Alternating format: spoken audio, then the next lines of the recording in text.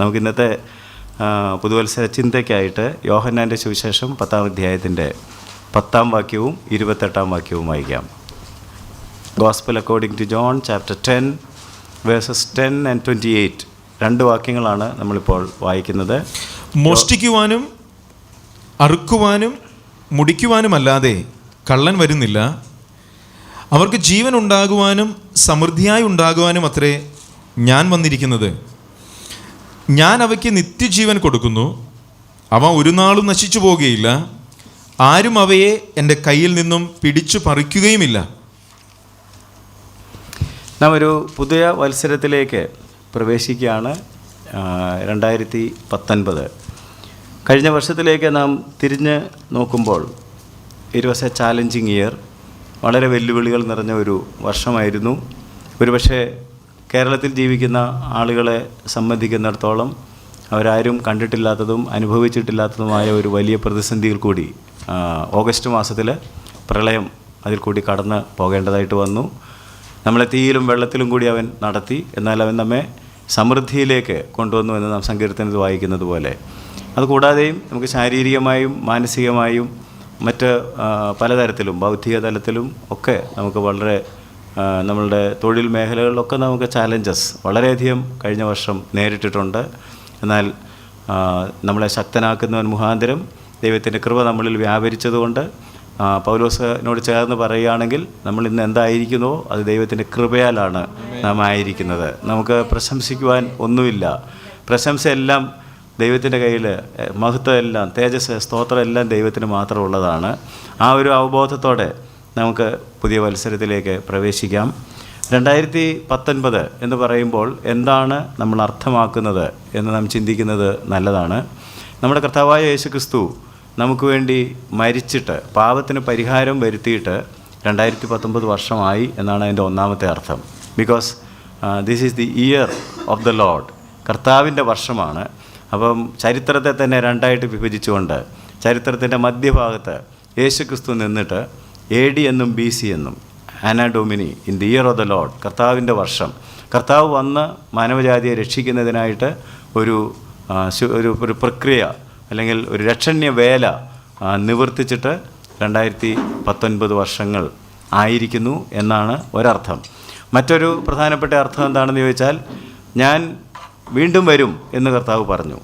അത് കർത്താവ് പറഞ്ഞിട്ട് 2019 കൊല്ലങ്ങളായി. റോമാലേഖനം 13-ാം അധ്യായത്തിൽ നാം വായിക്കുന്നത് പോലെ ഓരോ വർഷം കഴിഞ്ഞു പോകുമ്പോഴും നാം വിശ്വസിച്ചതിനേക്കാൾ രക്ഷ നമ്മോട് അടുത്ത് വന്നിരിക്കുന്നു. We are more close to eternal salvation. നിത്യമായ രക്ഷയിലേക്ക് കഴിഞ്ഞ വർഷത്തേക്കാൾ നാം ഒരു വർഷവും കൂടി അടുത്ത് വന്നിരിക്കുന്നു. ഈ പ്രത്യാശയാണ് നമ്മുടെ ഉള്ളിൽ. നമ്മൾ സങ്കീർത്തനത്തിൽ വായിച്ചതുപോലെ ഇതെല്ലാം വേഗം തീരുകയും നാം പറന്നവൻ്റെ അടുക്കലേക്ക് പോവുകയും ചെയ്യും. ആ പ്രത്യാശയുടെ ദിനങ്ങൾ ഒന്നുകൂടെ അടുത്ത് വന്നിരിക്കുന്നു. ഒരു വർഷം കൂടെ നമ്മളോട് അടുത്ത് വന്നിരിക്കുന്നു. അതുകൊണ്ട് നമ്മൾ ഉണർന്ന് ഒരുക്കമുള്ളവരായി അവൻ്റെ വരവിനായിട്ട് കാത്തിരിക്കുന്നവരും അനേകരെ ഒരുക്കുന്നവരും നമ്മൾ തന്നെ. He's preparing a place for us. അവൻ നമുക്ക് വേണ്ടി ഒരു സ്ഥലം ഒരുക്കുകയാണ്. കർത്താവ് പറഞ്ഞു, ഞാൻ നിങ്ങൾക്ക് സ്ഥലം ഒരുക്കുവാൻ പോകുന്നു. അങ്ങനെ ഒരുക്കുന്ന ഒരു സ്ഥലത്തേക്ക് പോകാൻ ഒരുങ്ങിയിരിക്കുന്ന ആളുകൾ പ്രിപ്പയർ ദംസെൽസ്. അവരെ തന്നെ ഒരുക്കേണ്ടതാണ്. ഏത് മേഖലയിലാണ് നമുക്ക് ഒരുക്കം വേണ്ടതെന്നുള്ളതാണ് ഞാൻ ഇന്ന് നിങ്ങളെ ഓർമ്മപ്പെടുത്തുന്നത്. നമ്മൾ വായിച്ച വാക്യത്തിലേക്ക് മടങ്ങി വന്നാൽ John 10 and 10 tells us that മോഷ്ടിക്കാനും അറുക്കാനും മുടിക്കാനുമായിട്ട് കള്ളൻ വരുന്നു. The thief comes. എന്തിനാണ് തീഫ് വരുന്നത്? To steal, to kill and destroy. എന്നാൽ നമ്മുടെ കർത്താവായ യേശുക്രിസ്തു വന്നത് എന്തിനാണെന്ന് ചോദിച്ചാൽ നമുക്ക് ജീവൻ ഉണ്ടാകുവാനും സമൃദ്ധമായിട്ടുള്ള ജീവൻ ഉണ്ടാകുവാനുമായിട്ട്. So the greatest need of mankind, മനുഷ്യൻ്റെ ഏറ്റവും വലിയ ആവശ്യം എന്ന് പറയുന്നത് ലൈഫാണ്. കാരണം നമുക്ക് ഏദൻ തോട്ടത്തിൽ നഷ്ടപ്പെട്ടത് എന്താണെന്ന് ചോദിച്ചാൽ ജീവനാണ് നഷ്ടപ്പെട്ടത്.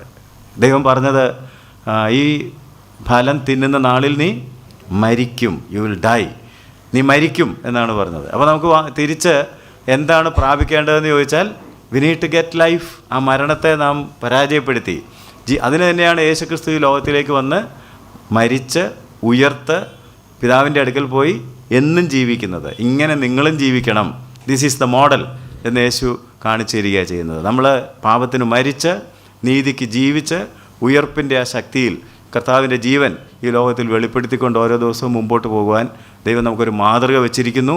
അതുകൊണ്ടാണ് അവൻ്റെ കാൽച്ചുവടുകളെ പിന്തുടരുവാൻ അവൻ നമുക്കൊരു മാതൃക വെച്ചേച്ചു പോയി എന്ന് പത്രോസ് നമ്മളോട് പറയുന്നത്. പത്രോസ് തന്നെ അപ്പോസ്തല പ്രവൃത്തിയിൽ പെന്തക്കോസ്ത് നാളിൽ പ്രസംഗിച്ചപ്പോൾ പറഞ്ഞു, ദൈവം നമുക്ക് കാണിച്ചു തന്ന പുരുഷനായ നസ്രയനായ യേശു. അപ്പം നമ്മുടെ മുമ്പിൽ ഒരു മോഡലായിട്ട്, റോൾ മോഡലായിട്ട് യേശുവിനെ നിർത്തിയിരിക്കുകയാണ് ഈ കാലഘട്ടത്തിൽ. അതുകൊണ്ട് നമ്മൾ ഈ യേശു നമുക്ക് നൽകുന്ന ജീവൻ വളരെ കൂടുതലായിട്ട് പ്രാപിക്കണം. എന്താണ് മരണം എന്ന് പറഞ്ഞാൽ? മരണത്തെ അതിജീവിക്കുന്നതാണ് ജീവൻ. ഈ പഴം തിന്നുന്ന നാളിൽ, ഈ ഫലം തിന്നുന്ന നാളിൽ നീ മരിക്കും എന്ന് പറഞ്ഞപ്പോൾ അതിൻ്റെ അർത്ഥം 3 തരത്തിലുള്ള മരണം എപ്പോഴും വേർപാടാണ്, സെപ്പറേഷനാണ്. നമ്മുടെ പാപങ്ങൾ നമ്മെ ദൈവത്തിൽ നിന്ന് വേർപെടുത്തി കളയും, അകറ്റിക്കളയും. നമ്മുടെ ആത്മാവിൻ്റെ ചൈതന്യം നഷ്ടപ്പെട്ടു പോയി. നമ്മളുടെ പ്രാണൻ്റെ അകത്തേക്ക് ദൈവത്തിൻ്റെ പരിശുദ്ധാത്മാവിൻ്റെ സ്വാധീനം ഇല്ലാതെയായി. അതിൻ്റെ മേൽ സ്വാധീനം എടുക്കുന്നത് പിശാചായിട്ട് മാറി.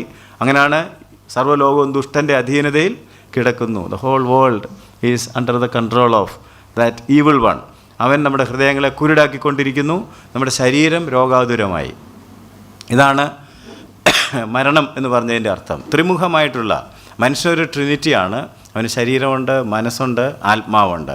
ഈ 3 മേഖലകളിലും ദൈവത്തിൻ്റെ ജീവനാണ് നഷ്ടപ്പെട്ടത് ആത്മാവിൽ. അതുകൊണ്ടാണ് നാം എഫേസ്യ ലേഖനത്തിൽ വായിക്കുന്നു, അതിക്രമങ്ങളാലും പാപങ്ങളാലും മരിച്ചവരായ നാം, we dead in trespasses and sin. നമ്മൾ ആത്മാവ് മരിച്ചുപോയി. ആത്മാവിന് ഒരു ഡോർമെൻറ്റ് സ്റ്റേറ്റാണുള്ളത്. അതിനൊരു ജീവൻ പ്രാപിക്കേണ്ടത് ആവശ്യമാണ്. നമ്മുടെ പ്രാണൻ അല്ലെങ്കിൽ നമ്മുടെ മനസ്സിൽ പരിശുദ്ധാത്മാവിൻ്റെ ചേതന, അതിൻ്റെ സ്വാധീനം ഇപ്പോൾ കടന്നു വരാനായിട്ട് വളരെ തടസ്സമായിട്ട്, അതിനേക്കാൾ ശക്തമായിട്ട് നമ്മുടെ സ്വാർത്ഥ താല്പര്യങ്ങൾ വരുന്നു. അതുപോലെ തന്നെ ശരീരം ദൈവത്തിന് വേണ്ടി സമർപ്പിതമല്ല. അതുകൊണ്ടാണ് ഞാൻ പ്രാർത്ഥിച്ചപ്പോൾ നീതിയുടെ ആയുധങ്ങളായി നമ്മുടെ അവയവങ്ങളെ ദൈവത്തിന് സമർപ്പിക്കുവാൻ കഴിയുന്നില്ല. നമുക്ക് വേണ്ടി തന്നെ നമ്മളത് ഉപയോഗിച്ചിട്ട്, അങ്ങനെ ഉപയോഗിക്കുമ്പോൾ അത് രോഗാതുരമാകുന്നു. 70 കൊല്ലമോ 80 കൊല്ലമോ കഴിയുമ്പോൾ അത് ഉപയോഗശൂന്യമാകുന്നു, അതിനെ അടക്കുന്നു. അങ്ങനെ മരണം മനുഷ്യരിൽ തേർവാഴ്ച നടത്തിക്കൊണ്ടിരിക്കുന്ന ഈ കാലഘട്ടത്തിൽ നമുക്ക് ഏറ്റവും ആവശ്യമായിട്ടുള്ളത് മടങ്ങി വരിക, ജീവൻ പ്രാപിക്കുക.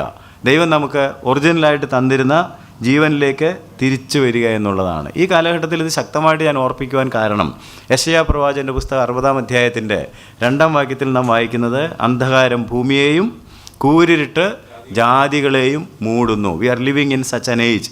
നമ്മളിപ്പോൾ ജീവിക്കുന്ന ഈ കാലഘട്ടത്തിൻ്റെ പ്രത്യേകത, അന്ധകാരം ഭൂമിയെയും കൂരിരുട്ട് ജാതികളെയും മൂടുന്നു. അന്ധകാരം ഭൂമിയെയും കൂരിരുട്ട് ജാതികളെയും മൂടുന്നു. Darkness and death covers earth and gross darkness the people. ജനങ്ങളെ തികഞ്ഞ അന്ധകാരം മൂടുന്നു.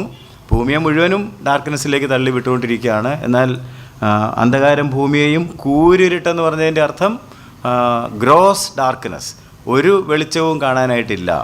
യെശയ്യാവ് 60-ാം അധ്യായത്തിൻ്റെ 2-ാം വാക്യത്തിൽ അതിനിടയ്ക്കാണ് നമ്മളോട് പറഞ്ഞത്, എഴുന്നേറ്റ് പ്രകാശിക്കുക, നിൻ്റെ പ്രകാശം വന്നിരിക്കുന്നു, ദൈവം നിൻ്റെ മേൽ ഉദിച്ചിരിക്കുന്നു. അതൊരു സ്പെഷ്യൽ ഗ്രേസ് നമുക്ക് ദൈവം ചെയ്തതിനെക്കുറിച്ചാണ് നാം വായിക്കുന്നത്. അതുകൊണ്ട് ഈ അന്ധകാരം എന്ന് പറയുന്നത്, ഡാർക്ക്നെസ് എന്ന് പറയുന്നത് ഡെത്തിന് തുല്യമാണ്. കാരണം മരിച്ചു കിടക്കുന്ന ഒരാളെ നിങ്ങൾ നോക്കിയാൽ കണ്ണടച്ചിരിക്കുന്നു. നമ്മൾ കണ്ണടച്ചിരുന്നത് എന്താ കാണുന്നത്? ഇരുട്ട മാത്രമാണ് കാണുന്നത്. So darkness and death are interrelated. അതുകൊണ്ടാണ് കുഴിയിൽ വെച്ച് കഴിഞ്ഞാലും എല്ലാം മൂടി കഴിയുമ്പോൾ അവിടെ പിന്നെ എന്താ ഉള്ളത്? Total darkness. അതുകൊണ്ട് അന്ധകാരം ഭൂമിയെയും കൂരിരുട്ട്, അല്ലേ, അല്ലെങ്കിൽ ഗ്രോസ് ഡാർക്ക്നെസ് എന്ന് പറഞ്ഞപ്പോൾ മനുഷ്യന് ജീവനും വെളിച്ചവും ഒന്നുമില്ലാത്ത ഒരവസ്ഥയിലേക്ക്. Why? Because there are 2 kingdoms in the world. ഈ ലോകത്തിൽ 2 സാമ്രാജ്യങ്ങളുണ്ട്, വെളിച്ചത്തിൻ്റെ സാമ്രാജ്യവും അന്ധകാരത്തിൻ്റെ സാമ്രാജ്യവും. ദൈവം വെളിച്ചങ്ങളുടെ പിതാവാണ്. ദൈവം തന്നെ, God himself is light and he is the king of the kingdom of light. ദൈവരാജ്യം വെളിച്ചത്തിൻ്റെ രാജ്യമാണ്. എന്നാൽ പിശാചിൻ്റെ സാമ്രാജ്യം എന്ന് പറയുന്നത് അന്ധകാരത്തിൻ്റെയും മരണത്തിൻ്റെയും സാമ്രാജ്യമാണ്. അതുകൊണ്ട് അവൻ അന്ധകാരം ഭൂമിയിൽ വ്യാപരിപ്പിക്കുന്നത് കൊണ്ടാണ് 2 തിമോത്തിയിൽ നമ്മൾ വായിക്കുന്നത്, അന്ത്യകാലത്ത് ദുർഘട സമയങ്ങൾ വരും, മനുഷ്യ സ്വസ്നേഹികളും വമ്പ് പറയുന്നവരും അഹങ്കാരികളും വഴങ്ങാത്തവരും ഉഗ്രന്മാരും അമ്മയപ്പന്മാരെ അനുസരിക്കാത്തവരും വാത്സല്യമില്ലാത്തവരും ഇണങ്ങാത്തവരും, ഒരു നീണ്ട പട്ടികയാണ് അവിടെ പറഞ്ഞിരിക്കുന്നത്.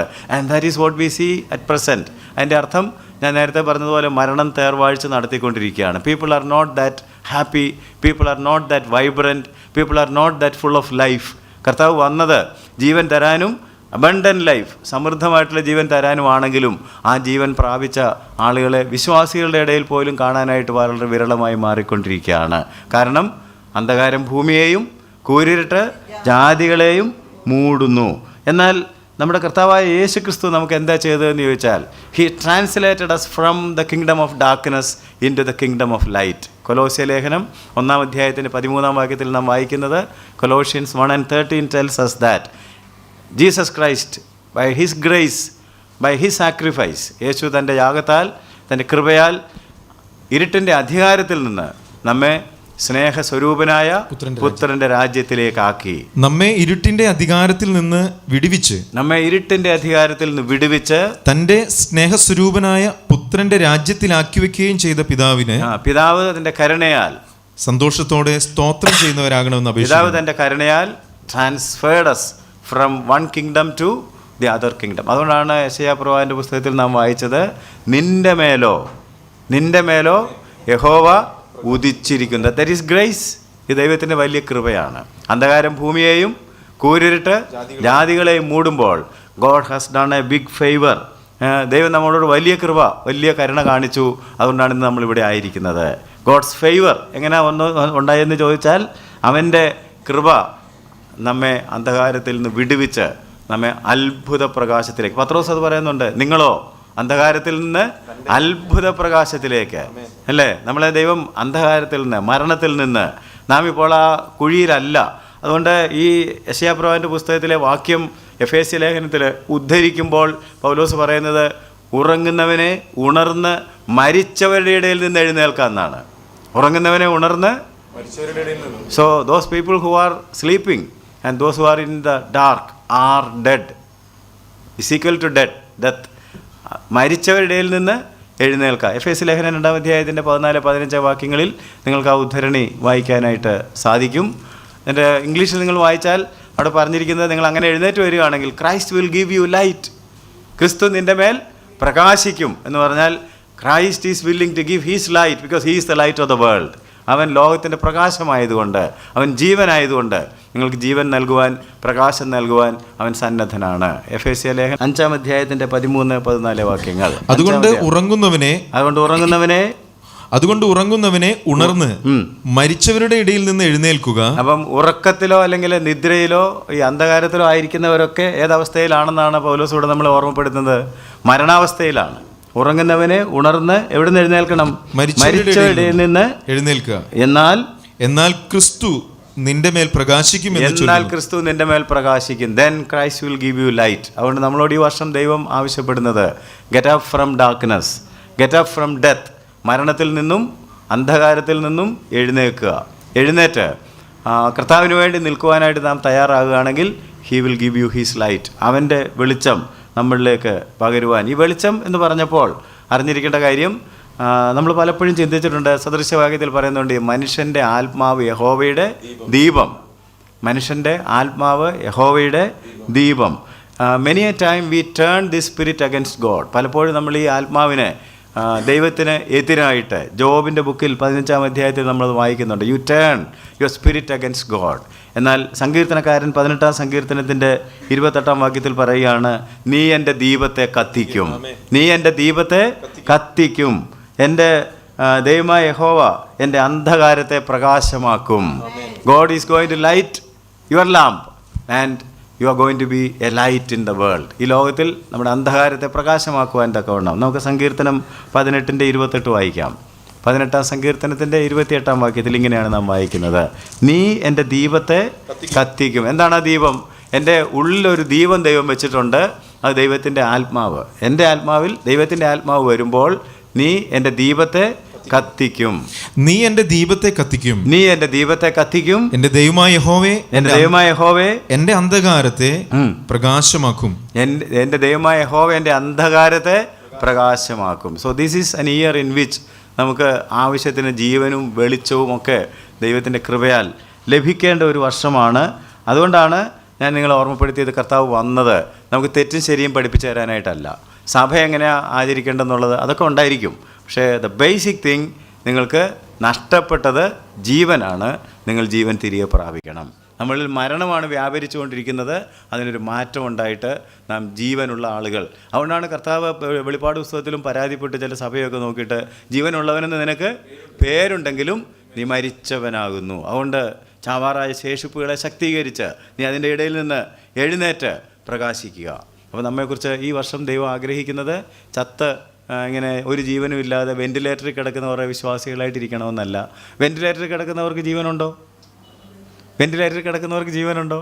തീർച്ചയായിട്ടും ഉണ്ട്. ഇല്ലെങ്കിൽ അവരെ നമ്മൾ എന്ത് ചെയ്തേനേയും കൊണ്ട് കുഴിച്ചിട്ടേനേയും. പക്ഷെ ആ ജീവൻ കൊണ്ട് എന്തെങ്കിലും പ്രയോജനമുണ്ടോ? യാതൊരു പ്രയോജനവും. ഒരു ബാധ്യതയാണത്, അല്ലേ? അതൊരു ബാധ്യതയാണ്. വിശ്വാസികളെ, പ്രിയമുള്ളവരെ, നമ്മൾ മറ്റുള്ളവർക്കൊരു ബാധ്യത വിശ്വാസിയായിട്ടിരിക്കുവാനല്ല, മറ്റുള്ളവർക്കൊരു തലവേദനയായിട്ടിരിക്കുവാനല്ല, മറ്റുള്ളവരെല്ലാം ടെൻഷനിലാക്കുന്ന ഒരാളായിട്ടിരിക്കുവാനല്ല. You must be full of abundant life, eternal life എന്ന്. അപ്പോൾ ഇത് എന്താ അങ്ങനെയായി പോകുന്നതെന്നുള്ളതാണ്. എൻ്റെ മുമ്പിലിരിക്കുന്നവരൊക്കെ തന്നെ ഈ വചനം കേൾക്കുന്ന മിക്കവാറും ആളുകൾ I believe that you have life, നിങ്ങൾ ഒരുതരം ജീവൻ പ്രാപിച്ച ആളുകളാണ്. എന്നാൽ എന്തുകൊണ്ട് യേശു വന്നത് എന്തിനാണെന്നാണ് പറഞ്ഞത്? യേശു വന്നത് നിങ്ങൾക്ക് ജീവൻ നൽകുവാനും. അപ്പോൾ അതിനകത്തൊരു പ്രോഗ്രഷനുണ്ട്. From life to abundant life to eternal life. അതാണ് നമ്മൾ 28-ാം വാക്യത്തിൽ വായിച്ചത്. 10-ാം അധ്യായത്തിൻ്റെ 28 കൂടെ വായിക്കണമെന്ന് ഞാൻ നിങ്ങളോട് പറഞ്ഞിരുന്നു. 28-ാം വാക്യം ഒന്ന് വായിച്ചാൽ എന്താണ്? യോഹന്നാൻ്റെ സുവിശേഷം 10-ാം അധ്യായത്തിൻ്റെ 28-ാം വാക്യം. 10:10 ഞാൻ വന്നത് സമൃദ്ധിയായ ജീവൻ തരാനാണെന്ന് പറഞ്ഞത്. 28 എന്താണ് പറയുന്നത്? ഞാൻ അവയ്ക്ക് നിത്യജീവൻ കൊടുക്കുന്നു. അങ്ങനെ ആ ജീവനിലേക്കും അബണ്ടന്റ് ലൈഫിലേക്കും വന്നവർക്ക് ഞാൻ എന്ത് കൊടുക്കുന്നു? ഞാൻ അവയ്ക്ക് നിത്യജീവൻ കൊടുക്കുന്നു. അവ ഒരു നാളും നശിച്ചു പോകുകയില്ല, ഒരു നാളും നശിച്ചു പോകുകയില്ല. ആരും അവ എൻ്റെ കയ്യിൽ നിന്നും പിടിച്ചു പറിക്കുകയുമില്ല. അങ്ങനെയുള്ള ഒരു അബണ്ടൻസിലേക്കാണ് ദൈവം നമ്മളെ വിളിച്ചിരിക്കുന്നത് എന്ന് ഓർക്കുകയും, എന്നാൽ നമുക്ക് എന്താ സംഭവിക്കുന്നതെന്ന് കൂടി തിരിച്ചറിയുകയും ചെയ്യണമെന്ന് ഞാൻ നിങ്ങളെ ഓർമ്മപ്പെടുത്തുകയാണ്. ഒരു നിമിഷം നിങ്ങൾ ചിന്തിച്ചാൽ, every form of life has threats. ജീവൻ എവിടെയെങ്കിലും ഉണ്ടെങ്കിൽ ജീവന് മുഴുവനും എന്തുണ്ട്? ഭീഷണികളുണ്ട്. ജീവൻ എവിടെയെങ്കിലും ഉണ്ടെങ്കിൽ ജീവന് എന്തുണ്ട്? ഭീഷണിയുണ്ട്. നിങ്ങൾ ചെറിയ ചെറിയ ഇൻസെക്ട്സിനെ കണ്ടാൽ അവർ ഭയങ്കര പേടിച്ചാണ് ജീവിക്കുന്നത്. പക്ഷികളൊക്കെ വന്ന് അതിനെ കൊത്തി തിന്നുകളയും. നമ്മുടെ അടുക്കലെങ്ങാനും വന്നാൽ നമ്മൾ ചവിട്ടി തേച്ച് കളയും. ഒരു കൊതുകാണെങ്കിൽ പോയി നമ്മുടെ അടുക്കുകൂടെങ്ങാനും പോയാൽ ബാറ്റും പിടിച്ച് കൊതുക് തിരിയും വെച്ചൊക്കെയാണ് നമ്മൾ ഇരിക്കുന്നത്. We will not let it live. കാരണം ഇത് കുഴപ്പക്കാരനാണ്, അതുകൊണ്ട് ഇതിനെ കൊല്ലണം, അതിനും ജീവിക്കാൻ അവകാശമില്ലേ എന്ന് ചോദിച്ചാൽ അത് നമ്മുടെ പ്രശ്നമല്ല. എനിക്ക് ജീവിക്കണമെങ്കിൽ ഇതിനെ. So you have A threat even from A mosquito, ഇല്ലേ? പക്ഷികൾക്ക് ത്രെട്ടുണ്ട്, അതിനെ പിടിച്ച് തിന്നാനായിട്ട്. ആനിമൽസ് ആൻഡ് സ്നേക്ക് എല്ലാം റെഡി ആയിട്ടിരിക്കുകയാണ്. സോ ത്രെട്ടില്ലാത്ത ജീവൻ ഇല്ല. ആനിമൽസിന് ത്രെട്ടുണ്ട്. സിംഹത്തെ കണ്ടാൽ അതിന് പേടിയാണ്, അത് ഓടിക്കളയും.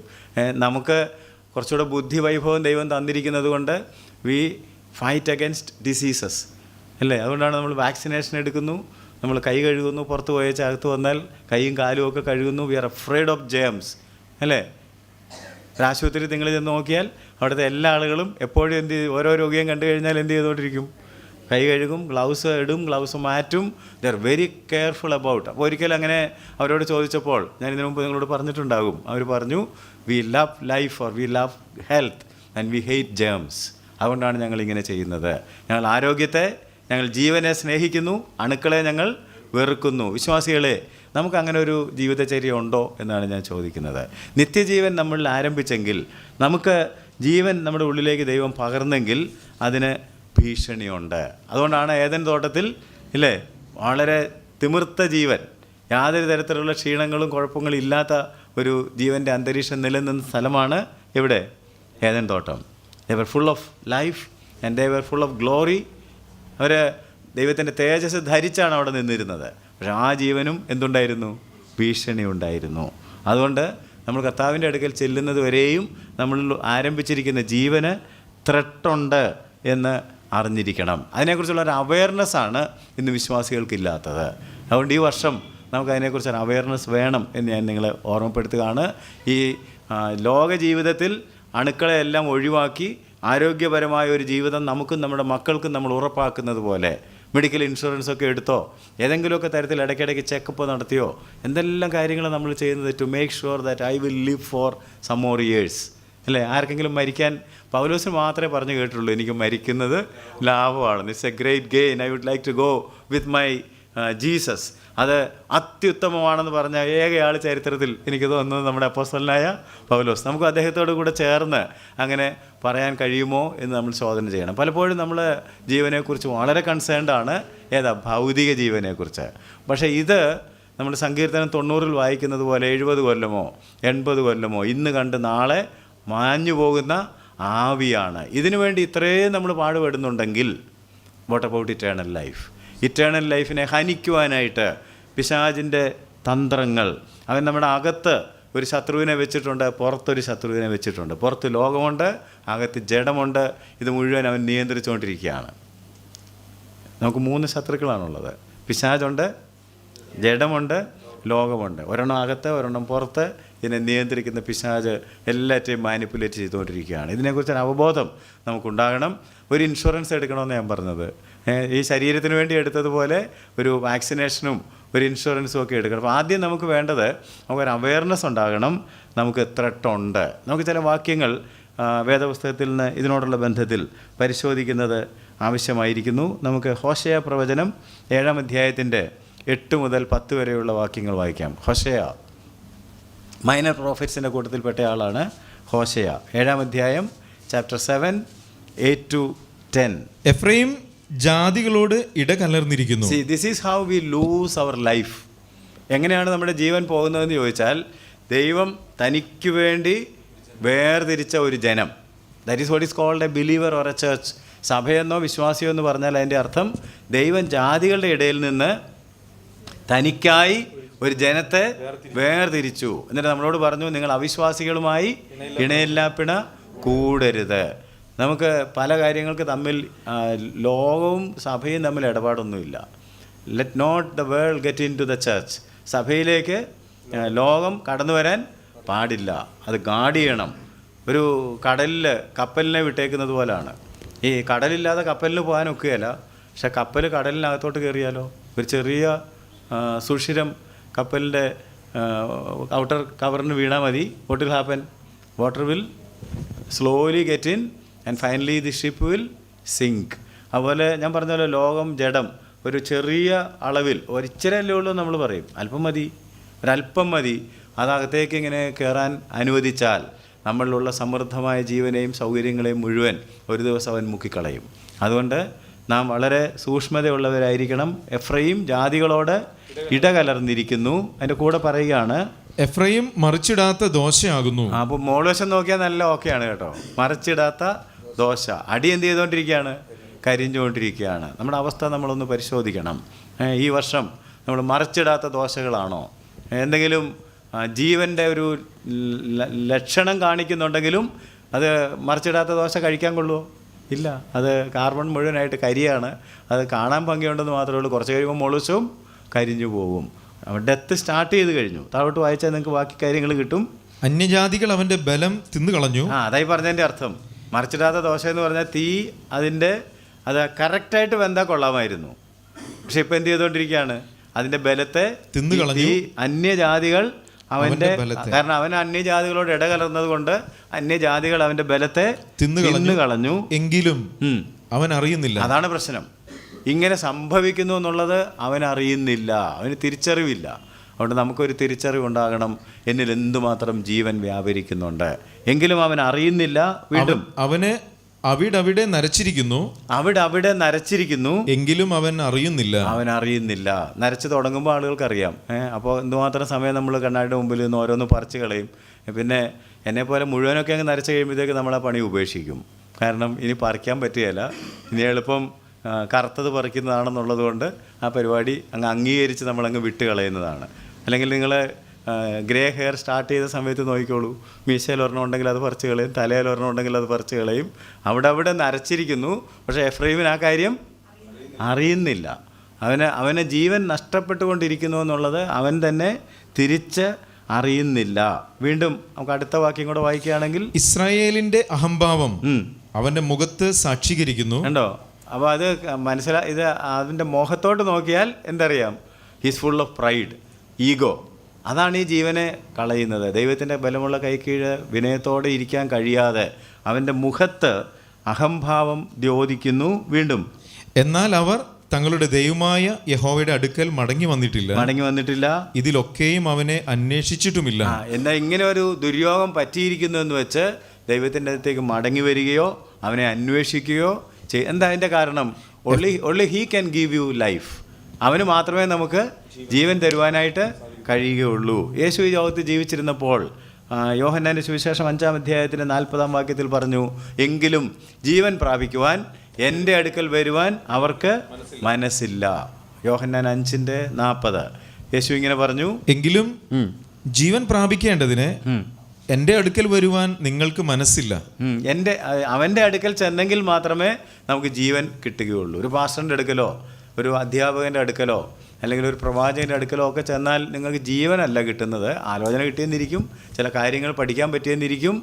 എന്നാൽ യഥാർത്ഥത്തിലുള്ള ജീവൻ കിട്ടണമെങ്കിൽ ആരുടെ അടുക്കൽ ചെല്ലണം? എന്നാൽ അവിടെയാണ് ദൈവം പരാതി പറയുന്നത്, അവർ എൻ്റെ അടുക്കലേക്ക് മടങ്ങി വന്നിട്ടില്ല, എന്നെ അന്വേഷിച്ചിട്ടുമില്ല.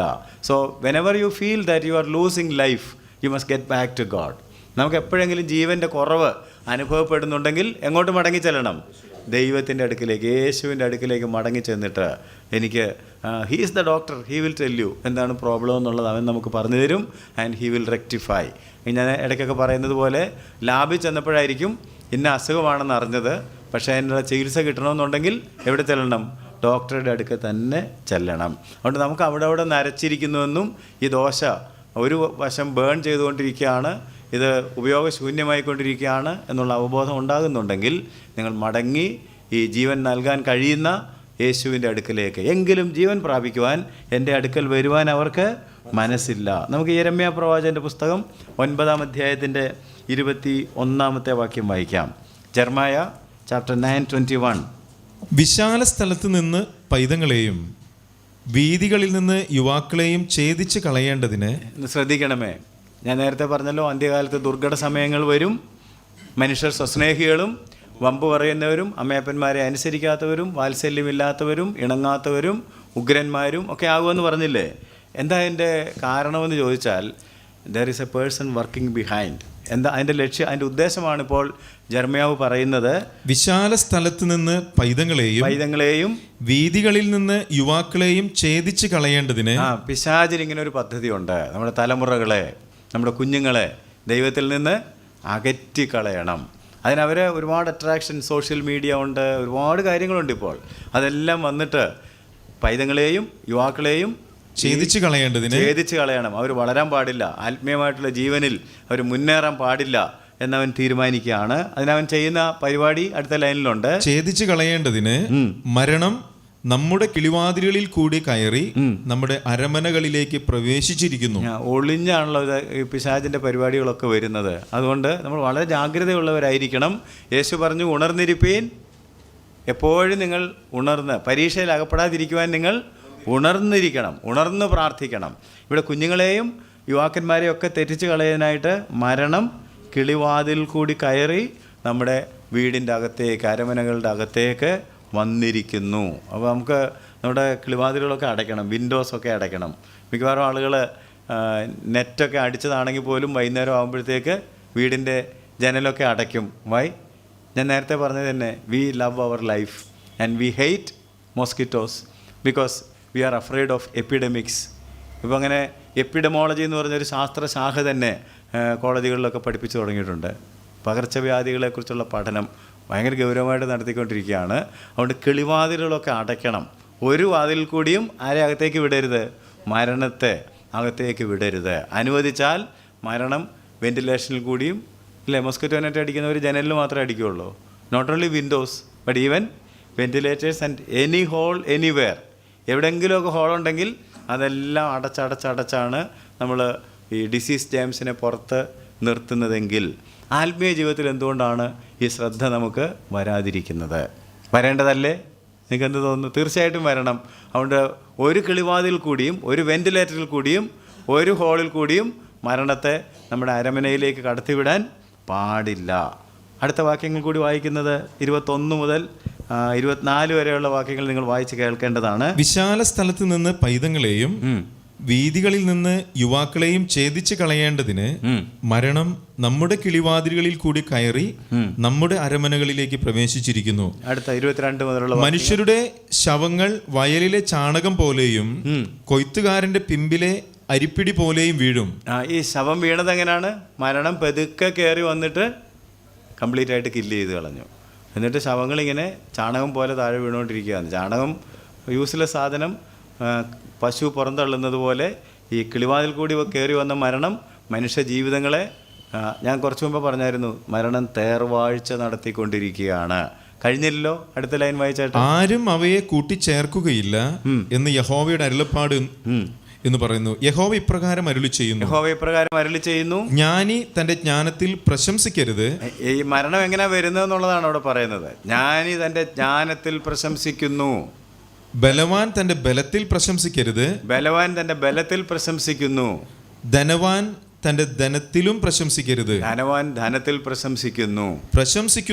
പ്രശംസിക്കുന്നവരോ യഹോവയായ ഞാൻ ഭൂമിയിൽ ദയയും ന്യായവും നീതിയും പ്രവർത്തിക്കുന്നു എന്നിങ്ങനെ എന്നെ ഗ്രഹിച്ചറിയുന്നതിൽ തന്നെ പ്രശംസിക്കട്ടെ. അപ്പം എന്നെ ഗ്രഹിച്ചറിയുന്നതിൽ പ്രശംസിക്കണം. ചില ക്രൈസ്തവ സഭകളുടെ ശവസംസ്കാര ശുശ്രൂഷയ്ക്ക് വായിക്കുമ്പോൾ പ്രാർത്ഥിക്കുമ്പോൾ ഉപയോഗിക്കുന്ന ചില സെൻറ്റൻസുകളും കൂടിയാണ് ഇപ്പോൾ നമ്മൾ ഈ പ്രവാചകൻ്റെ യെരമ്യാ പ്രവാചകൻ്റെ പുസ്തകത്തിൽ നിന്ന് വായിച്ച് കേട്ടത്. മനുഷ്യൻ്റെ അവസ്ഥ ഇങ്ങനെയാകുന്നുവെങ്കിൽ, ശവപ്പെട്ടിയിൽ കിടക്കുന്ന ബോഡിയെ കാണിച്ചുകൊണ്ട് അച്ഛൻ അല്ലെങ്കിൽ ആ ശുശ്രൂഷ നടത്തുന്നയാൾ പറയും, മനുഷ്യൻ്റെ അവസ്ഥ ഇങ്ങനെയാണെങ്കിൽ ധനവാൻ തൻ്റെ ധനത്തിലും ജ്ഞാനി തന്റെ ജ്ഞാനത്തിലും. ഒന്ന് വായിച്ചാട്ടെ, എന്തൊക്കെ കാര്യങ്ങളാണെന്ന് നോക്കി. ജ്ഞാനി തന്റെ ജ്ഞാനത്തിൽ പ്രശംസിക്കരുത്. ജ്ഞാനി തന്റെ ജ്ഞാനത്തിൽ പ്രശംസിക്കരുത്. ബലവാൻ തന്റെ ബലത്തിൽ പ്രശംസിക്കരുത്. ബലവാൻ തന്റെ ബലത്തിൽ പ്രശംസിക്കരുത്. ധനവാൻ തന്റെ ധനത്തിലും പ്രശംസിക്കരുത്. ധനവാന്റെയും ജ്ഞാനിയുടെയും ബലവാന്റെയും ഗതി ഇതാണെങ്കിൽ നിങ്ങൾ അതിലല്ല പ്രശംസിക്കേണ്ടത്. പിന്നെ എന്തിലാ പ്രശംസിക്കേണ്ടത്? പ്രശംസിക്കുന്നവനോ യഹോവയായ ഞാൻ ഭൂമിയിൽ ദയയും ന്യായവും നീതിയും പ്രവർത്തിക്കുന്നു എന്നിങ്ങനെ എന്നെ ഗ്രഹിച്ചറിയുന്നതിൽ തന്നെ പ്രശംസിക്കട്ടെ. എന്നെ ഗ്രഹിച്ചറിയുന്നതിൽ തന്നെ പ്രശംസിക്കട്ടെ. ഇതിലല്ലോ എനിക്ക് പ്രസാദമുള്ളത്. അതാണ് പൗലോസ് പറഞ്ഞത്, പ്രശംസിക്കുന്നവൻ കർത്താവിൽ പ്രശംസിക്കട്ടെ. പ്രശംസിക്കുന്നവൻ not in our wealth or health or anything else. നമ്മുടെ ഒന്നിലും നമുക്ക് പ്രശംസിക്കുവാൻ ഇല്ല. കാരണം അതിനെല്ലാം ഒരു അറുതിയുണ്ട്. അതൊക്കെ ഇന്നല്ലെങ്കിൽ നാളെ ഇല്ലാതായി തീരും. എന്നാൽ നമുക്ക് നമ്മുടെ ദൈവത്തെ ഗ്രഹിച്ചറിയുന്നത്, അത് ചിലപ്പോൾ ആളുകൾക്കൊട്ടും നമ്മളെ കൊള്ളാമെന്ന് അഭിനന്ദിക്കുന്ന തരത്തിലുള്ളൊരു സംഭവമായിരിക്കുകയല്ല. അവർക്കൊട്ടും അത് അപ്രീഷിയബിളായിട്ട് തോന്നുകയല്ല. എപ്പോഴും ഈ പുസ്തകം എടുത്തുകൊണ്ട് പോകുന്നു, ബൈബിൾ ക്ലാസ്സിന് നടക്കുന്നു, ദൈവത്തെ അറിയാനായിട്ട്, ദൈവത്തിൻ്റെ ആഴങ്ങളെ ഗ്രഹിക്കാനായിട്ട് നടക്കുന്നു. They may not appreciate it, but God appreciates. ഇതിലല്ലയോ ദൈവം ദൈവത്തിൻ്റെ പ്രസാദം എന്താ? ദൈവത്തിന് നമ്മളെ അറിയണം, നമ്മളെ ദൈവത്തിന് അറിയാൻ കേട്ടോ, എങ്കിലും ദൈവത്തെ എനിക്കൊന്നുകൂടി അറിയണം. നമ്മൾ വായിച്ചത് എന്നെ ഗ്രഹിച്ചറിയുന്നതിൽ പ്രശംസിക്കട്ടെ. എന്നെ ഗ്രഹിച്ചറിയുന്നതിൽ.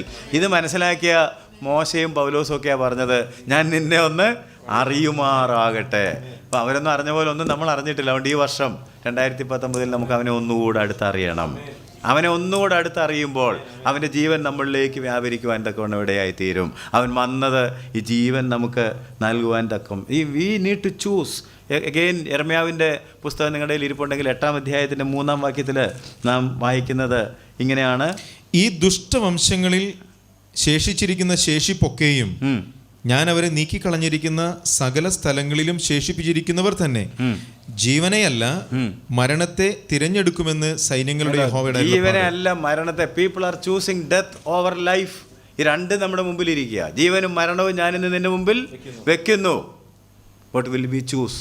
നമ്മൾ എന്ത് തീരുമാനിക്കും, എന്ത് തിരഞ്ഞെടുക്കും?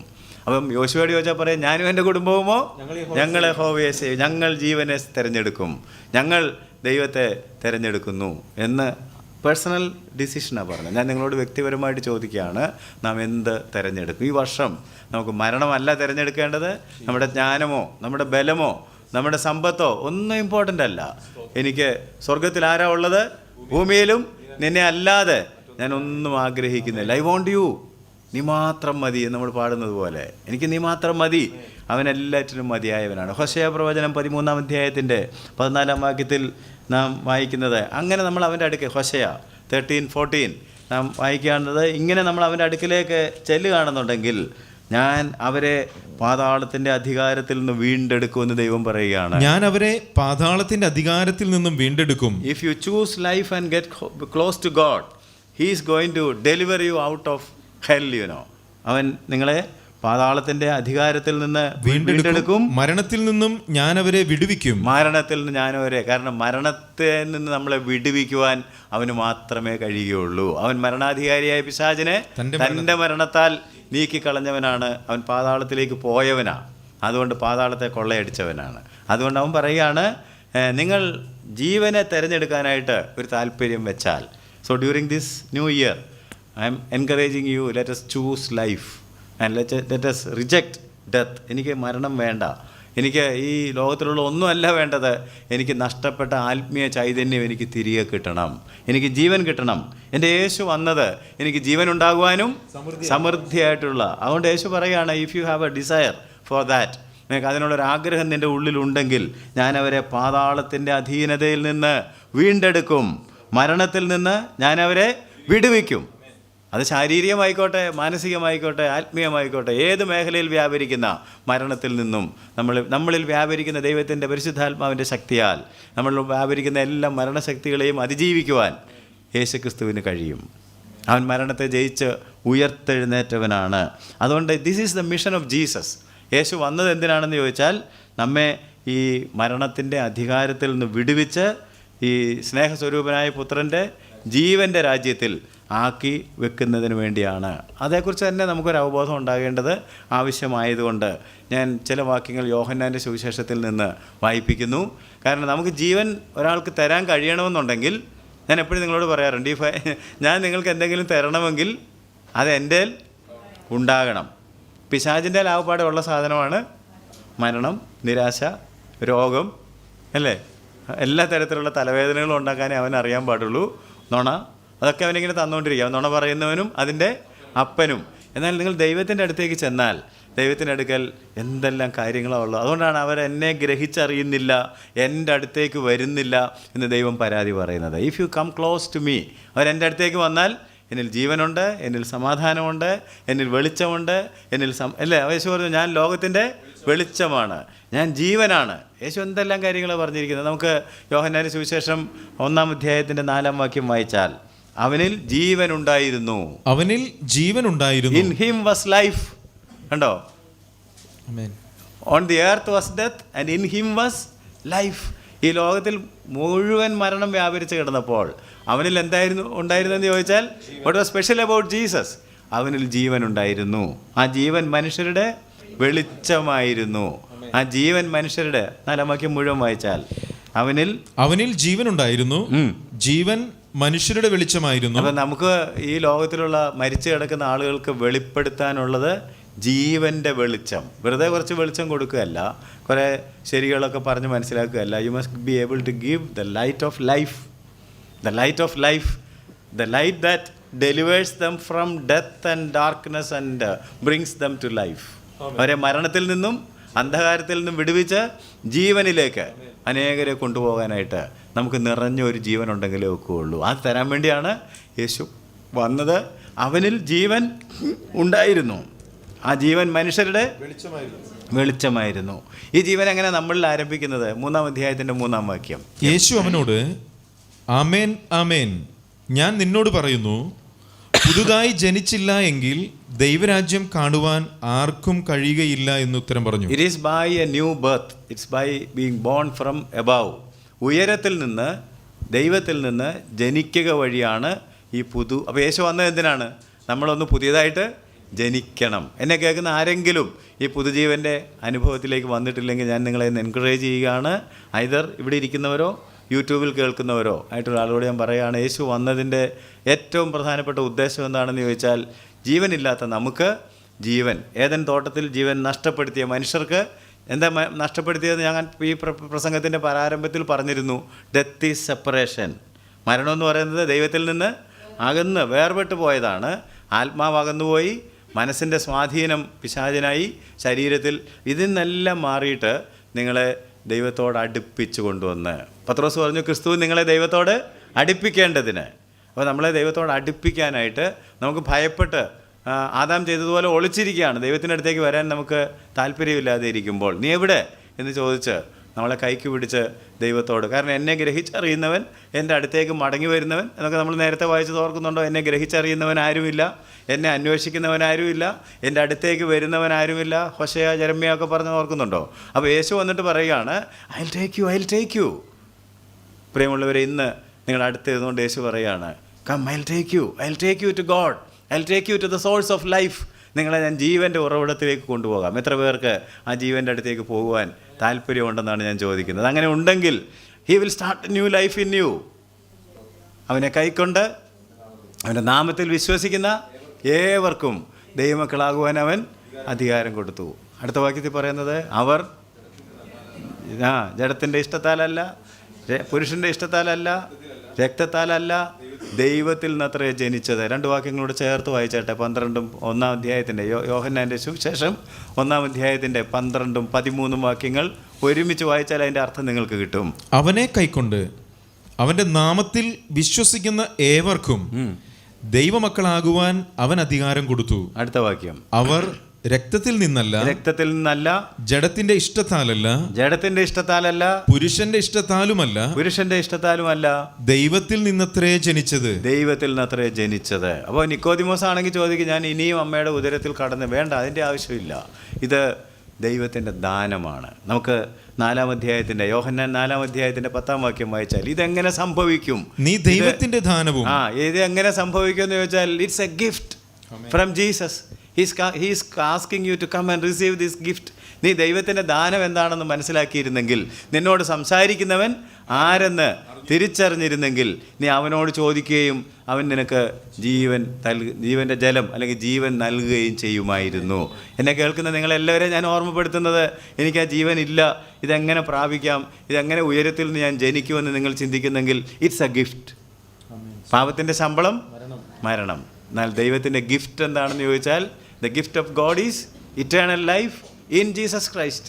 ദൈവത്തിൻ്റെ കൃപാദാനമോ നമ്മുടെ കർത്താവായ യേശു ക്രിസ്തുവിൽ നിത്യജീവൻ തന്നെ. ഈ ജീവൻ തരാനായിട്ട് യേശു ഇങ്ങനെ റെഡിയായിട്ട് നിൽക്കുക. എന്നാൽ പിശാച് അവിടുന്ന് നമ്മളെ തടയുന്നുണ്ട്.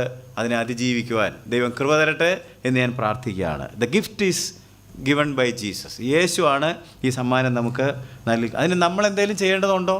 ഞാൻ പല സദസ്സുകളിലും ഈ കാര്യം പറഞ്ഞുകൊണ്ടിരിക്കുമ്പോൾ എൻ്റെ പേന ഇങ്ങനെ എടുത്ത് കൊടുത്തിട്ട് ആർക്കെങ്കിലും വേണമെങ്കിലും മേടിക്കാമെന്ന് പറഞ്ഞിട്ടുണ്ട്. ഇപ്പോൾ പറഞ്ഞാലും ആരെങ്കിലും മേടിക്കുമെന്ന് എനിക്ക് സംശയമുണ്ട്. ഒറ്റ ആൾ പോലും ഒന്നും മേടിച്ചിട്ടില്ല. കാരണം ആൾ വിചാരിക്കുന്നത് സാറെന്തോ ഡെമോൺസ്ട്രേറ്റ് ചെയ്യുകയാണെന്നാണ്. It's not a demonstration. ഇത് വന്ന് മേടിക്കണമെങ്കിൽ എന്തുണ്ടാകണം? The faith that he will give it.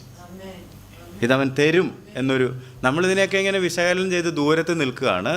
അതുകൊണ്ട് നമുക്ക് വായിക്കാം 5 അധ്യായത്തിൻ്റെ 24 വാക്യം. ഞാൻ നിങ്ങളെ യോഹന്നാന്റെ സുവിശേഷത്തിൽ കൂടെ ഒന്ന് കൊണ്ടുപോവുകയാണ്. അതുകൊണ്ട് 5:24. ആമേൻ ആമേൻ ഞാൻ നിങ്ങളോട് പറയുന്നു. ആമേൻ ആമേൻ എന്ന് പറഞ്ഞാൽ ശ്രദ്ധിക്കണേ എന്നാണ്. പുതുജീവനെ കുറിച്ച് പറഞ്ഞപ്പോഴും നിക്കോദിമോസിനോട് പറഞ്ഞു, ആമേൻ ആമേൻ ഞാൻ നിങ്ങളോട് പറയുന്നു, പുതുതായി ജനിച്ചില്ല എങ്കിൽ. ഇവിടെ ആമേൻ ആമേൻ ഞാൻ നിങ്ങളോട് പറയുന്നു, എന്റെ വചനം കേട്ട് എന്നെ അയച്ചവനെ വിശ്വസിക്കുന്നവന് നിത്യജീവനുണ്ട്. അവൻ മരണം വിട്ട്, അവൻ ന്യായവിധിയിലാകാതെ മരണത്തിൽ നിന്ന് ജീവങ്കിലേക്ക് കടന്നിരിക്കുന്നു. വിശ്വസിക്കുന്നവന്. The only thing you have to do to receive this gift is put your faith. നിങ്ങളുടെ വിശ്വാസത്തിൻ്റെ കരങ്ങൾ നീട്ടി ദൈവത്തോട് ആ ജീവൻ എനിക്ക് തരണം എന്നാവശ്യപ്പെട്ടാൽ, that moment it is yours. അത് നിങ്ങൾക്ക് തരുവാൻ തക്കവണ്ണം അതിനാണ് അവൻ വന്നത്. അതിനാണ് അവൻ്റെ ജീവനെ. ഒരുപക്ഷെ ഞാൻ നിങ്ങളോട് എലിമെൻ്ററി കാര്യങ്ങളെ പറയുന്നത് നിങ്ങൾക്ക് തോന്നുമായിരിക്കും. പക്ഷേ ഇതാണ് നമുക്ക് ആവശ്യം. ഈ ജീവനിൽ നിന്ന് ജീവനിലേക്ക് നാം മുന്നേറേണ്ടതാണ്.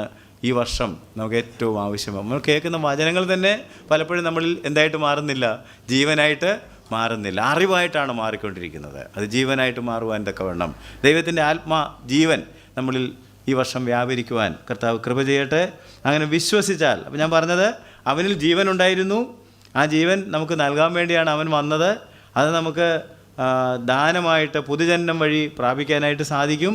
അതിനാകപ്പാടെ നാം ചെയ്യേണ്ടത് എന്താണെന്ന് ചോദിച്ചാൽ, അവൻ പറയുന്നതൊക്കെ ശരിയാണെന്നൊന്ന് വിശ്വസിക്കണമെന്നുള്ളതാണ്. നമ്മൾ പലപ്പോഴും എന്തെല്ലാം കാര്യങ്ങളെ വിശ്വസിക്കാറുണ്ട്. നിങ്ങളിന്ന് ബസ്സിൽ കയറി വന്ന ആളുകൾ ആരെങ്കിലും ബസ്സിൻ്റെ ഡ്രൈവറുടെ അടുക്കൽ ചെന്നിട്ട് നിങ്ങൾക്ക് ലൈസൻസ് ഉണ്ടോ എന്ന് കാണിച്ച് എന്നാവശ്യപ്പെട്ടവരാരെങ്കിലും ഇരിപ്പുണ്ടോ ഇവിടെ? അല്ല, നിങ്ങൾ പ്ലെയിനിൽ കയറിയെങ്കിൽ നിങ്ങൾ ആ പ്ലെയിൻ്റെ പൈലറ്റിൻ്റെ അടുക്ക് ചെന്നിട്ട് നിങ്ങൾ പ്ലെയിൻ ഓടിക്കാൻ അറിയാവുന്ന ആളാണോ, നിങ്ങളുടെ പേരെന്താണ്, ലൈസൻസ് എന്താണ്, ആ ഫ്ലൈറ്റ് പൊയ്ക്കൊണ്ടിരിക്കുമ്പോൾ തന്നെ captain so and so is in command എന്ന് പറയുമ്പോൾ തന്നെ നമുക്ക് ദേഷ്യമാണ്. അതൊന്നും ഞങ്ങൾക്ക് കേൾക്കാൻ താല്പര്യമില്ല, പ്ലെയിൻ അങ്ങ് പോയാൽ മതി എന്നാണ് പറയുന്നത്. Why? Because you believe the pilot so much, you believe the driver so much. ഞാൻ പറഞ്ഞത് ശരിയാണോ?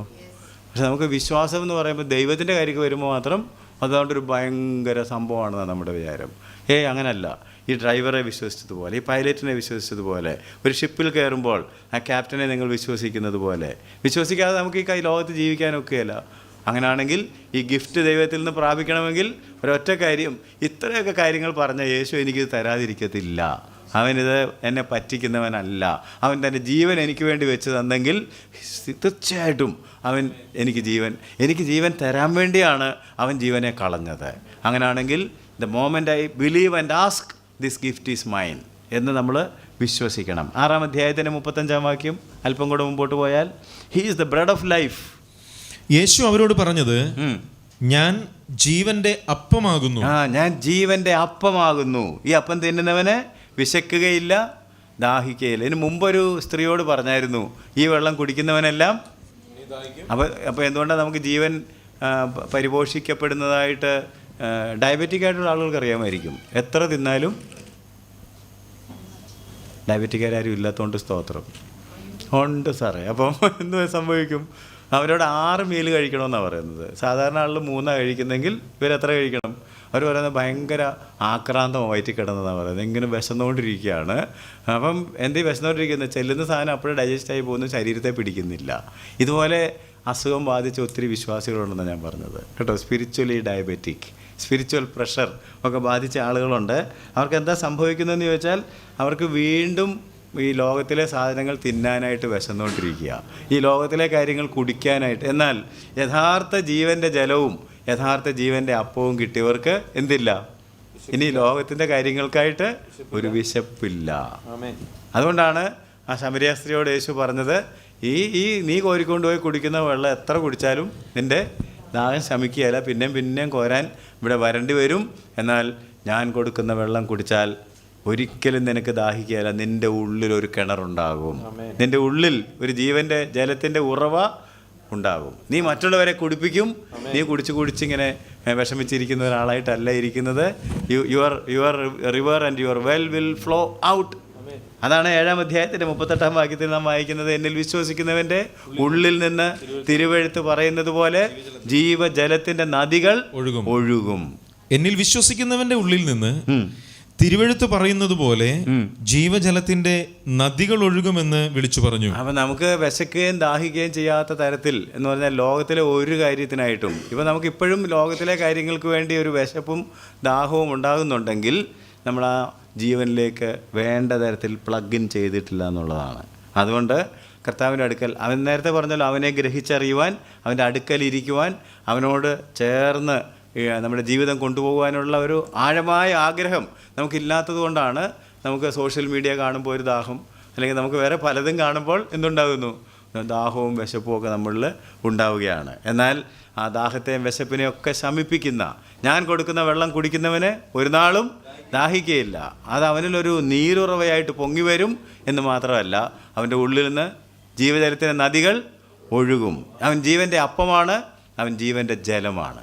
ആ ജലം നമ്മുടെ ഉള്ളിലേക്ക്, ആ അപ്പം നമ്മുടെ ഉള്ളിലേക്ക്. അതുകൊണ്ടാണ് എന്നെ തിന്നുന്നവൻ എന്മൂലം ജീവിക്കുമെന്നൊക്കെ കർത്താവ് പറഞ്ഞത്. നമുക്ക് 8-ാം അധ്യായത്തിൻ്റെ 12-ാം വാക്യം വായിക്കാം. 8-ാം അധ്യായത്തിൻ്റെ, യോഹന്നാൻ്റെ സുവിശേഷം 8-ാം അധ്യായത്തിൻ്റെ 12-ാം വാക്യം. യേശു പിന്നെയും അവരോട് സംസാരിച്ചു, ഞാൻ ലോകത്തിന്റെ വെളിച്ചമാകുന്നു. ഞാൻ ലോകത്തിന്റെ വെളിച്ചമാകുന്നു. എന്നെ അനുഗമിക്കുന്നവൻ ഇരുളിൽ നടക്കാതെ ജീവന്റെ വെളിച്ചമുള്ളവനാകുമെന്ന് പറഞ്ഞു. ഇപ്പം എന്താ പറഞ്ഞത്? എന്നെ അനുഗമിക്കുന്നവൻ ഇരുളിൽ നടക്കാതെ. നമ്മൾ വായിച്ചു തുടങ്ങിയ വാക്യത്തിൽ യേശുവിന് എന്താ ഉണ്ടായിരുന്നത്? അവനിൽ ജീവൻ ഉണ്ടായിരുന്നു. അവനുണ്ടായിരുന്ന ജീവൻ മനുഷ്യരുടെ. അപ്പം നിങ്ങൾ അവനോട് ചേർന്നിരുന്നാൽ നിങ്ങൾ ജീവൻ്റെ വെളിച്ചമുള്ളവരാകും. അതുകൊണ്ട് ഈ വർഷം നമുക്ക് അതാണ് വേണ്ടത്. നാം ജീവൻ്റെ വെളിച്ചമുള്ളവരായിരിക്കണം. യേശു നമുക്ക് ജീവൻ തന്നു.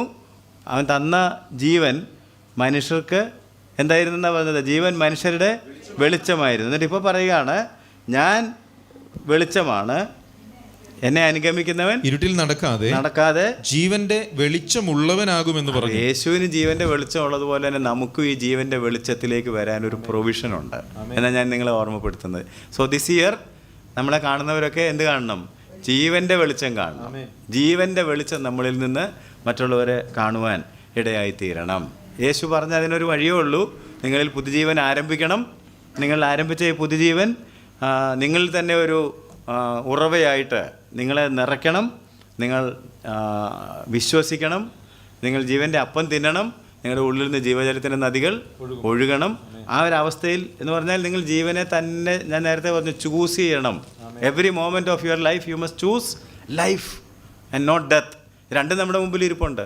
നമുക്ക് മരണം കിളിവാതിൽ കൂടി കയറി അവിടെ നരച്ചിരിക്കുന്നു, മറിച്ചിടാത്ത ദോശ, ഈ ഒരു അവസ്ഥയൊക്കെ ഉണ്ടെങ്കിൽ ദൈവം പറയുന്നത് അതെല്ലാം ഒന്ന് മാറിയിട്ട് ഞാൻ വന്നത് നിങ്ങൾക്ക് ജീവൻ ഉണ്ടാകുവാനും സമൃദ്ധമായിട്ടുള്ള ജീവൻ ഉണ്ടാകുവാനും. അതുകൊണ്ട് ഈ വർഷം സമൃദ്ധമായ ഒരു ജീവൻ്റെ വർഷമായിട്ട് മാറട്ടെ എന്ന് ഞാൻ പ്രാർത്ഥിക്കുകയാണ്. 8 കഴിഞ്ഞിട്ടാണ് 10-ാം അധ്യായത്തിൽ പറഞ്ഞത് നിങ്ങൾക്ക് സമൃദ്ധമായിട്ട്. നമ്മൾ ആദ്യം വായിച്ച വാക്യം വായിക്കാം. 10:10. മോഷ്ടിക്കുവാനും അറുക്കുവാനും മുടിക്കുവാനും അല്ലാതെ കള്ളൻ വരുന്നില്ല. അവർക്ക് ജീവൻ ഉണ്ടാകുവാനും സമൃദ്ധിയായി ഉണ്ടാകുവാനും അത്രേ ഞാൻ വന്നിരിക്കുന്നത്. ഞാൻ വന്നത് എന്തിനാണ്? അവർക്ക് ജീവൻ ഉണ്ടാകുവാനും സമൃദ്ധമായിട്ടുള്ള ജീവൻ ഉണ്ടാകുവാനും. അതുകൊണ്ട് ഈ വർഷത്തെ നമ്മളുടെ മോട്ടീവ് അതായിരിക്കട്ടെ. എനിക്ക് ജീവൻ ഉണ്ട്, പക്ഷേ ഇത്രയും ജീവൻ പോരാ, കുറച്ചുകൂടി സമൃദ്ധമായിട്ട് കവിഞ്ഞൊഴുകുന്ന ഒരു ജീവൻ്റെ ജലം എന്നിൽ നിന്ന് ഉണ്ടാകണം. അതനേകർ കുടിക്കുവാൻ. നമ്മൾ ചെല്ലുന്നിടത്തൊക്കെ അല്ലേ ചലനം ഉണ്ടാകണം. വെള്ളം കെട്ടിക്കിടന്നാൽ ഒരുപാടെണ്ണം ചത്തുപോകും. എന്നാൽ ഇത് അനേകം പ്രാണികളെ ജീവിപ്പിക്കുന്ന തരത്തിൽ ഒരു ആത്മപ്രവാഹം നമ്മുടെ ഉള്ളിൽ നിന്ന് പുറത്തേക്ക് വരുവാൻ. എവിടെയെങ്കിലുമൊക്കെ അതിന് ക്ഷീണവും കുഴപ്പമൊക്കെ സംഭവിക്കുകയാണെങ്കിൽ 11-ാം അധ്യായത്തിൽ യേശു 25-26 വാക്യങ്ങൾ പറഞ്ഞു, ഞാൻ പുനരുദ്ധാനവും ജീവനുമാകുന്നു. എന്നിൽ വിശ്വസിക്കുന്നവൻ മരിച്ചാലും ജീവിക്കും. നമുക്ക് വായിക്കാം 25-26. യേശു അവളോട് ഞാൻ തന്നെ പുനരുദ്ധാനവും ജീവനുമാകുന്നു.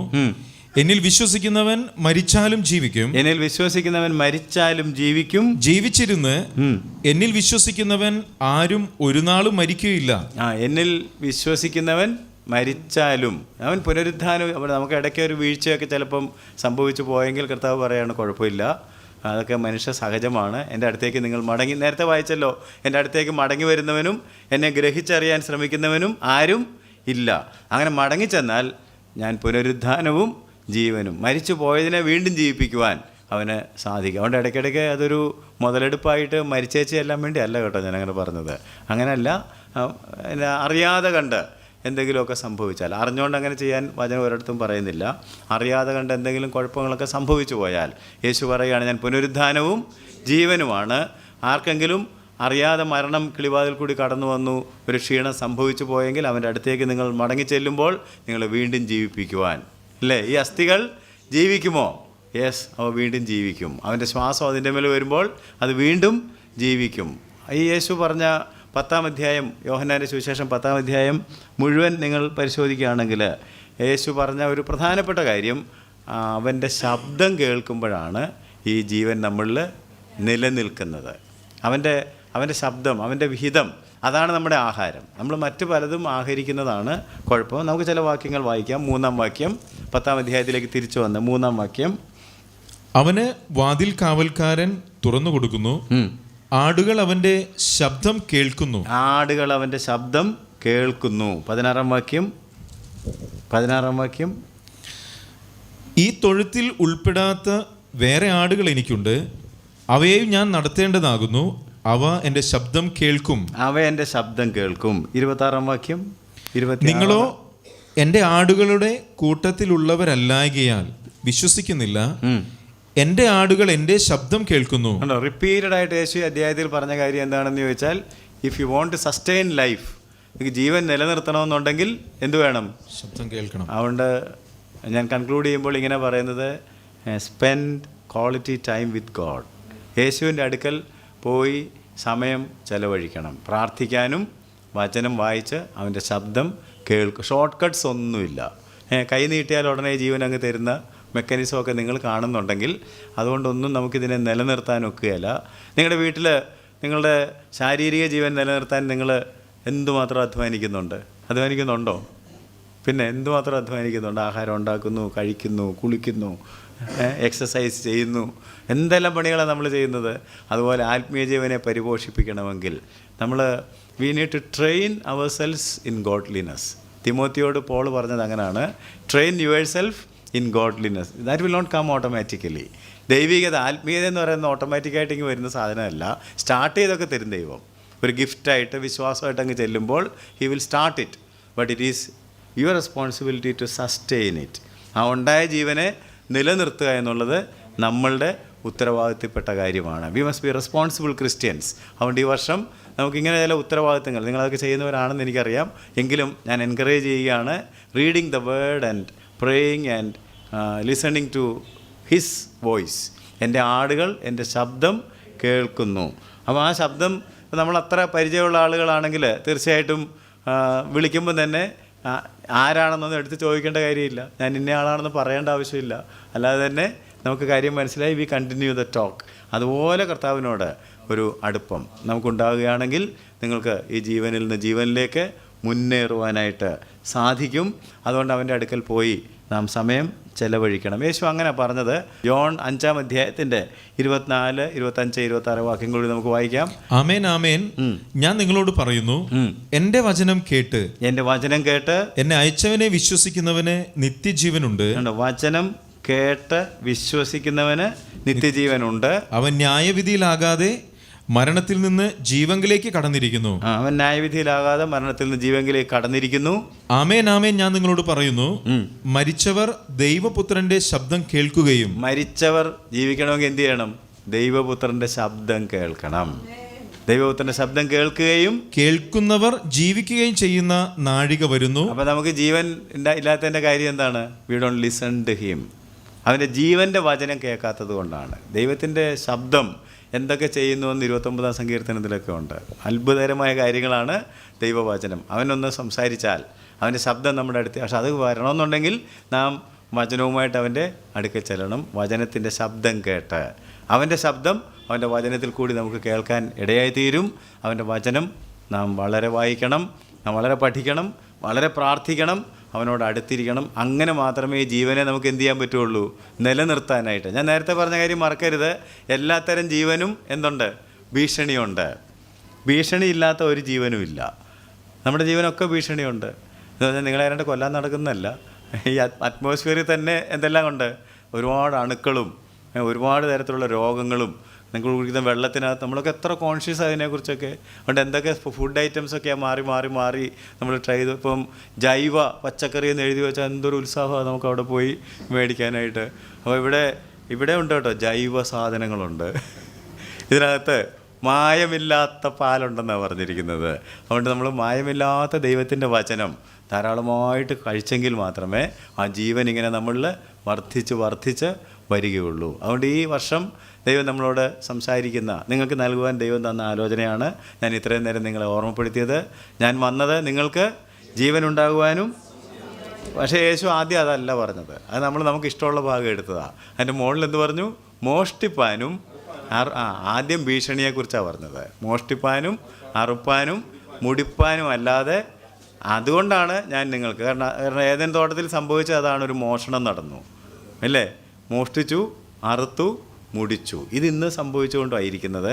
നമ്മളിലുള്ള ആത്മീയ ജീവനെ എങ്ങനെയെങ്കിലും മോഷ്ടിച്ച് കളയുവാൻ, അതിനെ അറുത്ത് കളയുവാൻ, അതിനെ destroy, to steal, to kill and destroy. നമ്മൾ ആരംഭിച്ച ജീവൻ അത് വളരരുത് എന്നാഗ്രഹിച്ച് അതിനെ നശിപ്പിക്കുവാനായിട്ട് നടക്കുന്ന ഈ ശത്രു ഉണ്ടെന്നൊക്കെ പറഞ്ഞാൽ അവൻ്റെ ഏറ്റവും വലിയ താല്പര്യം ഈ കാര്യത്തിലാണ് കേട്ടോ.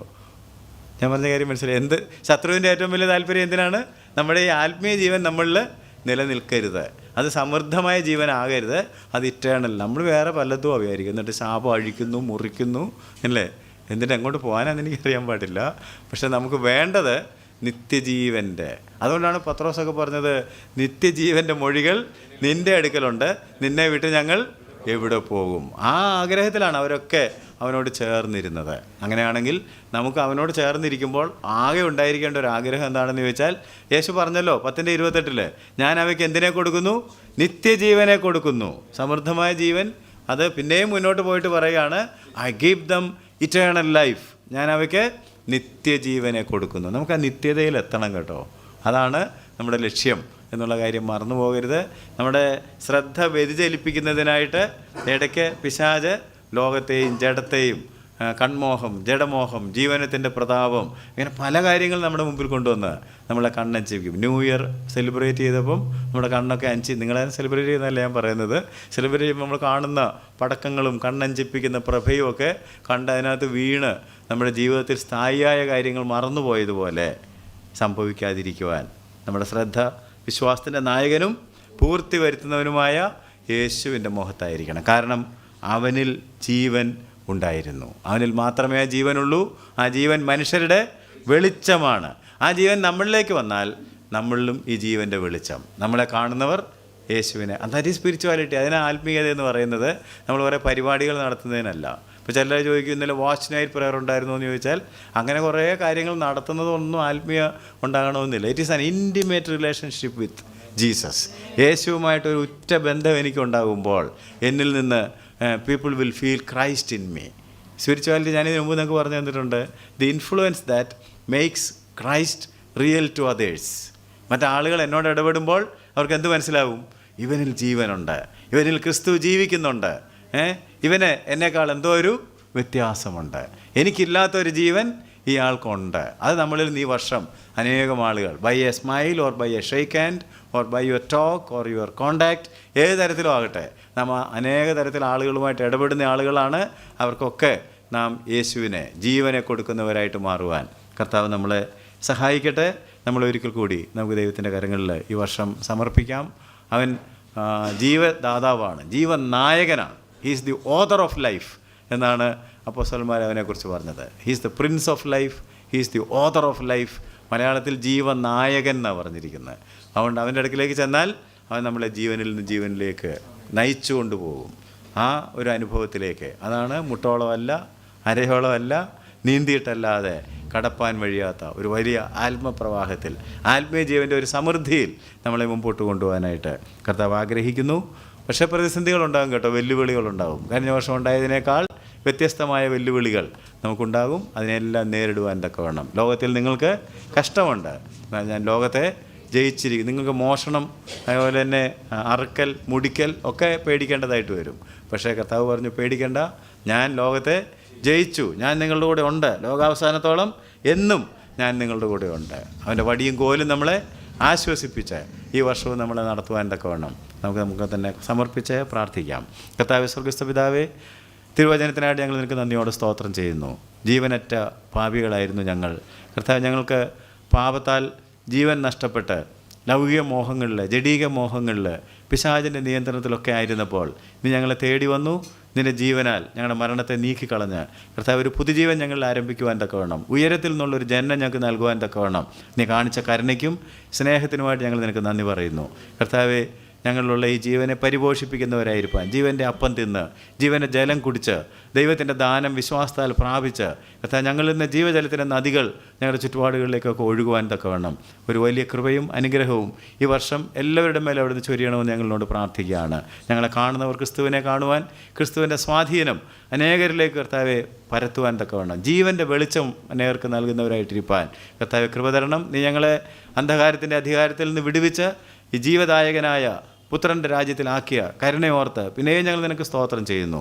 കർത്താവ്, നീ ഞങ്ങൾക്ക് നൽകുന്ന സമൃദ്ധമായിട്ടുള്ള ജീവൻ, നിത്യജീവൻ അനേകർക്ക് നൽകുവാൻ തക്കവണ്ണം അവിടുന്ന് ഇത് വർഷം വഴികളെ തുറക്കണമെന്ന് പ്രാർത്ഥിക്കുന്നു.